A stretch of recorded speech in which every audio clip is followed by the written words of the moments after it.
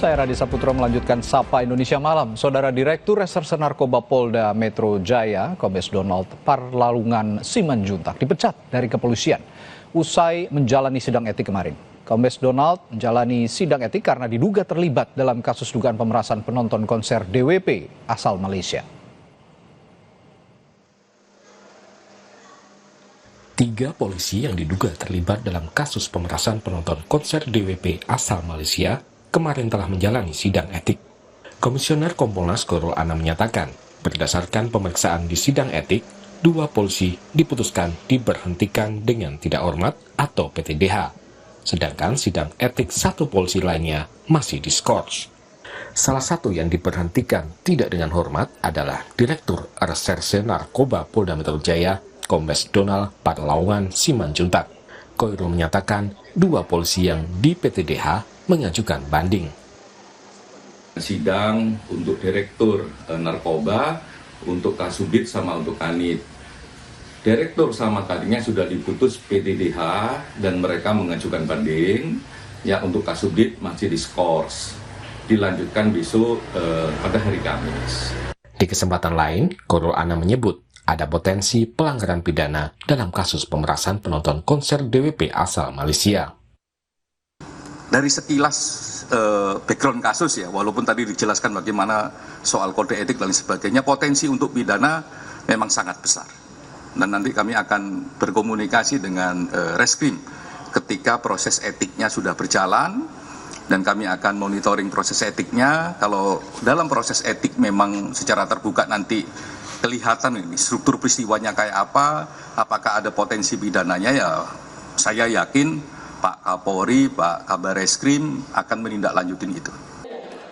Kapolda Metro Jaya, Irjen Pol Karyoto menegaskan akan menindak tegas anggotanya yang terlibat dalam kasus pemerasan penonton konser DWP asal Malaysia. Kapolda berjanji polisi akan bersikap profesional, tegas, dan transparan dalam kasus ini. Di dalam sidang, baik itu nanti etik, ataupun kalau memungkinkan mungkin terbuka untuk pidana, nanti kita lihat Mabes Polri bagaimana. Ya, sama-sama kita melihat, dan tidak mungkin Mabes Polri akan menutup-nutupi. Semuanya sudah terang benderang, kerja kami sudah bisa dilihat sebagai sebuah bentuk transparansi. Bagi saya kepada rekan-rekan polisi, anggota, saya tidak sungkan-sungkan membuat TR tunggal. Ya. TR tunggal itu artinya dalam satu surat mutasi saya itu hanya 1 orang. Artinya apa? Reaksi cepat kami berikan atas pelanggaran-pelanggaran yang kami belum melakukan kode etik dulu, tapi sudah langsung saya tindak dengan demosi. Minimal itu. Sebanyak 34 polisi diduga terlibat dalam kasus pemerasan penonton DWP asal Malaysia. 21 polisi ditangani Divisi Propam Polri, sementara 13 kasus lainnya ditangani Propam Polda Metro Jaya. Kadif Propam Irjen Abdul Karim pernah mengungkap barang bukti yang disita dari kasus pemerasan penonton DWP ini berjumlah 2,5 miliar rupiah. Tim Liputan, Kompas TV. Saudara Dir Narkoba Polda Metro Jaya, Kombes Donald Simanjuntak, dipecat atau diberhentikan dengan tidak hormat atau PTDH. Usai jalani sidang etik terkait pemerasan penonton DWP. Sejumlah polisi lainnya juga akan jalani sidang etik dalam kasus ini. Lalu bagaimana peran mereka masing-masing, para polisi yang di sidang etik dalam kasus DWP ini, dan bagaimana potensi kasus ini dibawa ke pidana? Kita bahas bersama Komisioner Kompolnas Yusuf Warship dan analis kepolisian dari ISES Bambang Rukminto. Selamat malam Bapak-Bapak. Selamat malam Mas Radi. Ya, saya ke Pak Yusuf dulu nih. Tentu memantau kasus ini dalam sidang etik kemarin, Dir Narkoba kan sudah kita ketahui ya, PTDH, pemberhentian tidak dengan hormat. Tapi apa sebenarnya peran Dir Narkoba ini dalam pemerasan penonton DWP yang Anda ketahui Pak Yusuf? Baik, tentu kita sangat prihatin karena ada pejabat di tingkat Polda yang itu direktur harus diputus oleh sidang Komisi Kode Etik dengan putusan PTDH. Ini kita sangat prihatin. Sesuai dengan yang pernah saya sampaikan di sini juga dalam beberapa waktu lalu, memang ini posisinya kan sebagai pimpinan di Direktorat Narkoba Polda Metro Jaya. Yang itu di sini sebenarnya yang bersangkutan dimintain pertanggungjawabannya sebagai pimpinan dengan dugaan dalam peristiwa yang itu terkait dengan acara DWP, ada dugaan penyalahgunaan kewenangan terkait dengan pelaksanaan tugas di dalam melakukan pencegahan dan penindakan penyalahgunaan narkoba. Nah, jadi sebagai pimpinan mengetahui tapi tidak menjalankan fungsi sebagai pengawasan melekat kepada bawahannya. Yang kemarin disidangkan itu juga termasuk bawahannya. Yang satu kanit juga telah diputus PTDH, baru yang satu lagi pejabat di tingkat Kasubdit atau Subdit lah. Oke, artinya Pak Yusuf, dalam tanda kutip ya, oknum polisi yang dalam tanda kutip beroperasi di ajang DWP ini benar-benar diketahui oleh Dinarkoba ya?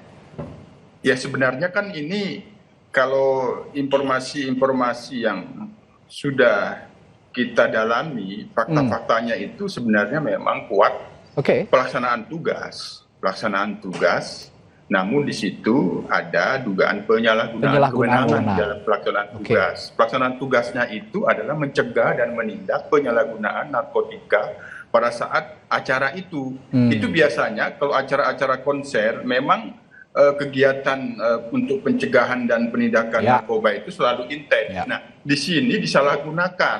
Ada semacam 86 lah gitu, di 86 kan, baik itu 86-kannya itu ya terutama yang itu hasil pemeriksaan urinnya itu positif. Ya, artinya penyalahgunaan ini diketahui oleh Dinarkoba tapi dibiarkan gitu ya, pada intinya Pak Yusuf ya? Tentunya ya, sebagai pengawasan melekat gitu, ya. Ya, tapi begini Pak Yusuf, dalam struktur apakah Dinarkoba ini menjadi penanggung jawab tertinggi dalam kasus ini atau masih terbuka ada petinggi-petinggi polisi lain yang justru tahu dan terlibat dan membiarkan? Nah, ini saya juga dengar ada informasi, diluruskan kalau saya salah atau dibenarkan juga kalau memang saya benar. Apakah benar ada perencanaan? Katanya ada rapat dulu sebelum razia DWP ini atau dan sebagainya. Apakah benar begitu?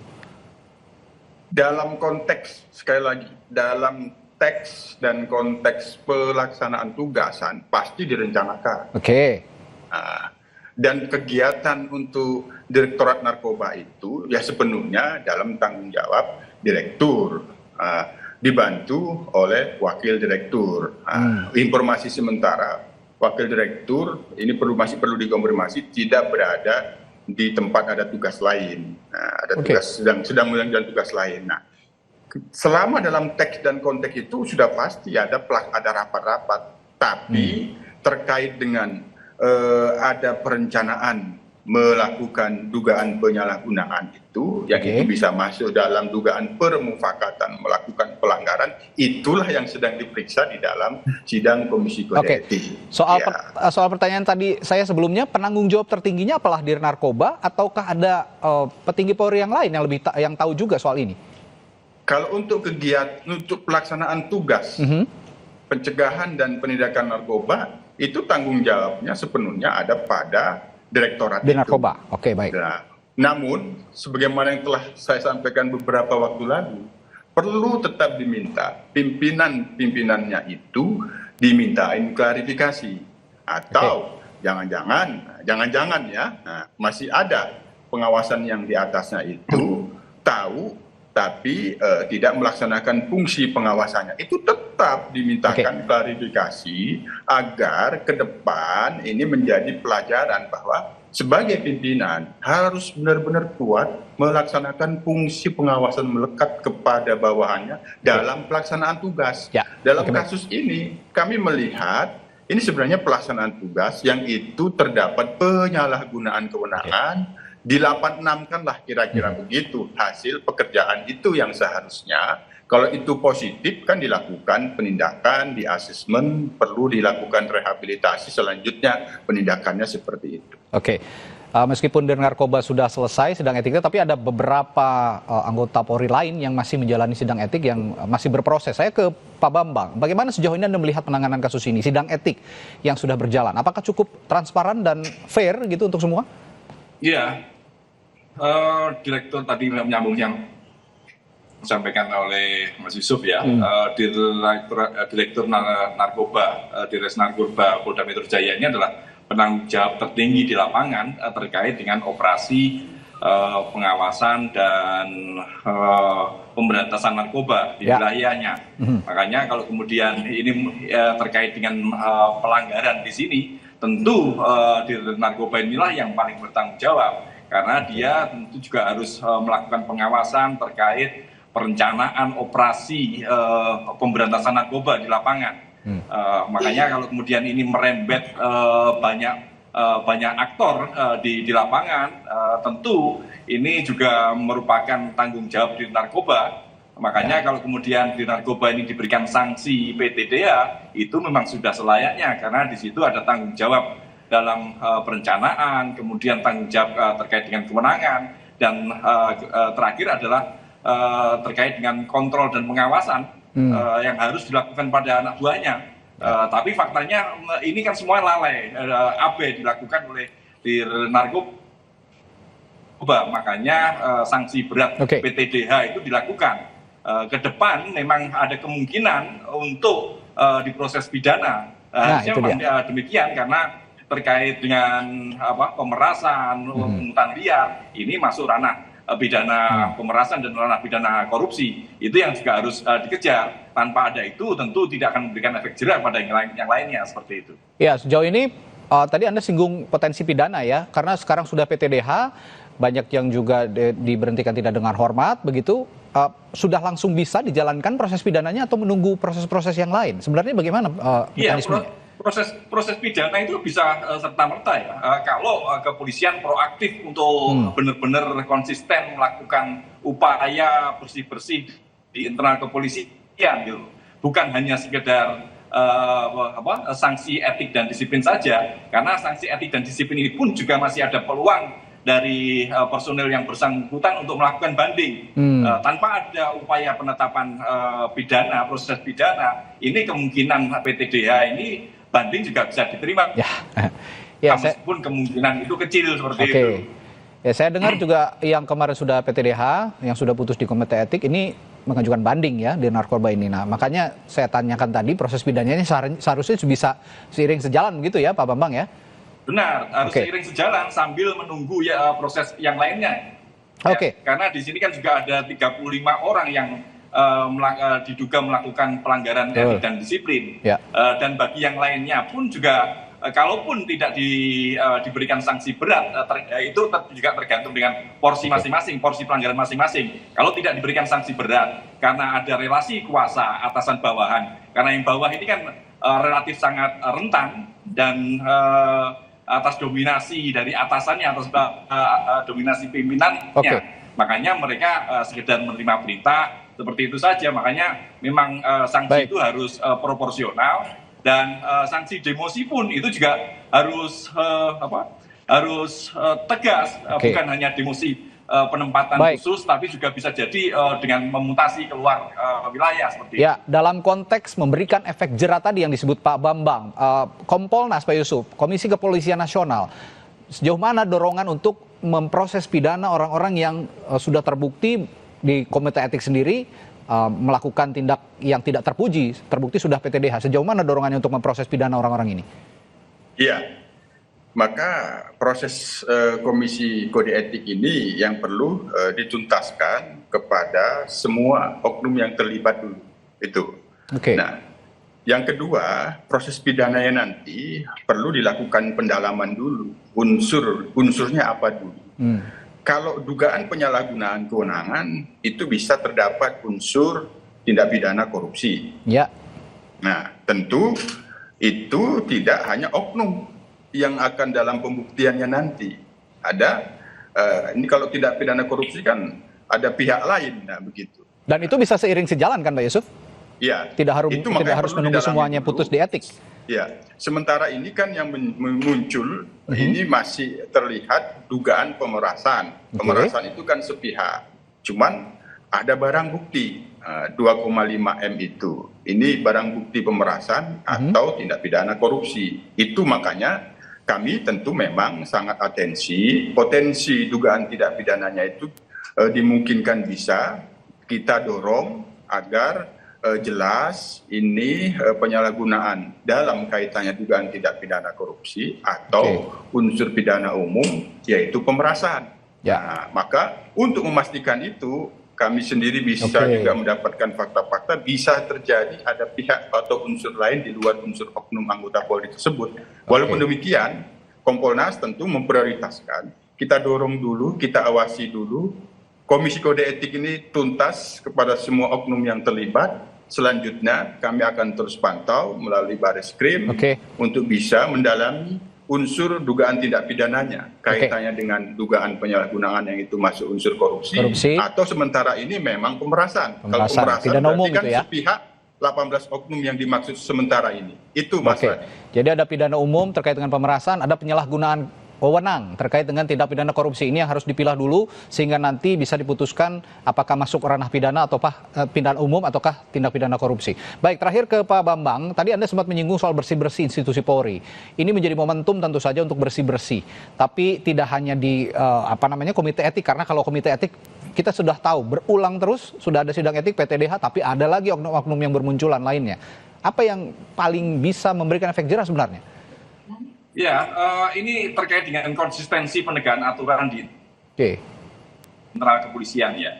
Kalau kepolisian tetap permisif, toleran pada pelanggaran, ya ini akan terulang-terulang lagi. Makanya hemat saya proses pidana itu harus segera dilakukan, karena tanpa ada proses pidana nanti banding bisa diterima, karena dasar dari sanksi berat PTDH ini harus kuat. Salah satunya adalah melakukan tindak pidana seperti itu. Karena kalau tidak ada alasan yang kuat, banding ini bisa diterima meskipun ini juga tergantung pada Kapolri. Makanya proses pidana ini hemat saya segera dilakukan tanpa menunggu proses sidang etik bagi yang lainnya. Kalau ini bisa konsisten dilakukan, bukan hanya pada kasus DWP saja, harapan kita kepercayaan masyarakat kepada kepolisian itu semakin tumbuh lebih baik. Meskipun polisi kalau melakukan tindak pidana ya harus dipidana, begitu intinya. Jadi kuncinya kalau mau diberikan efek jerah terhadap oknum polisi, ya dipidanakan, tidak hanya dijalankan di etik, tapi pidananya juga berjalan dihukum